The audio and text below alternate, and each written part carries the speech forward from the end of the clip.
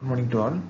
My topic is Rickettsial disease, scrub typhus. I am Dr. Ocean, Senior Assistant, Department of Pediatrics. Rickettsial is a disease caused by the genus Rickettsiae, and the transmission is mainly by the vectors like ticks, lice, and fleas. It is broadly classified into three major groups: typhus group, the spotted fever group, and the scrub group. In India, the scrub typhus is more common, caused by the Orientia susikamushi. Uh, These are the three vectors which are causing major disease in the rickettsial disease. Flea causes the typhus group. Ticks and mites causes scrub typhus. Mainly, scrub typhus is more common in the Suzuka-Mushi triangle, which consists of points joining Southeast Asia, Japan, and Northern Australia. It is an obligate intracellular bacteria, and which mainly infects the endothelial cells. The transmission is occurring by the bite from the vector, which contains the causative organisms. After the bite, the organism reaches the bloodstream, leading to the ingestion by the endothelial cells and phagocytosis. The organism developed inside the inside the endothelial cells, causing inflammation, which is leading to vasculitis and perivascular inflammation, and also thrombus formation, leading to multi-organ injury and tissue hyperperfusion. As I said earlier, the transmission is mainly by ticks, lice, and mites.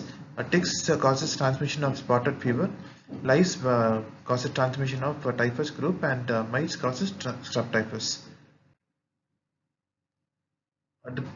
Pertaining to pediatrics, the children are more at risk because of their increased outdoor activity, leading to increased exposure to bites of ticks and mites, and lack of awareness, the decreased immunity power in the pediatric age group, and there is a delayed diagnosis because of multiple diseases presenting with the similar complaints.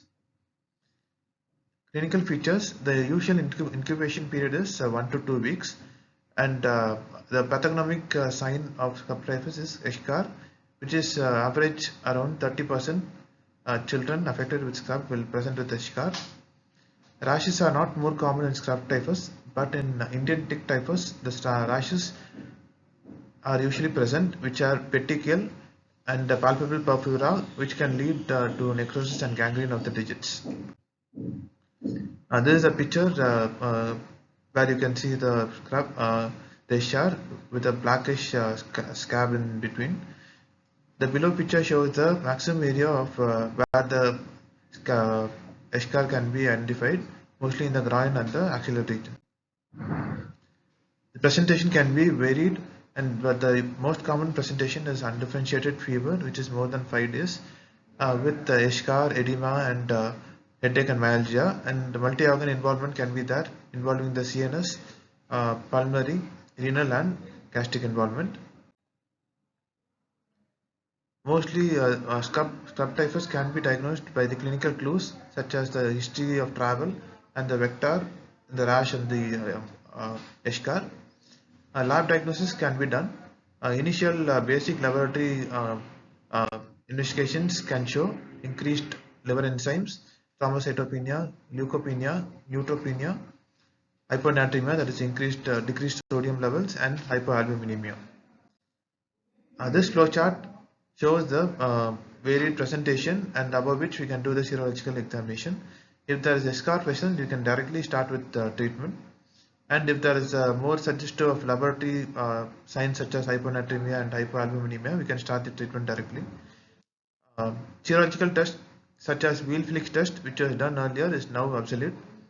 The more commonly done test is ELISA test, which can show positivity only when the disease is more than 7 days of illness. The gold standard is immunofluorescence test.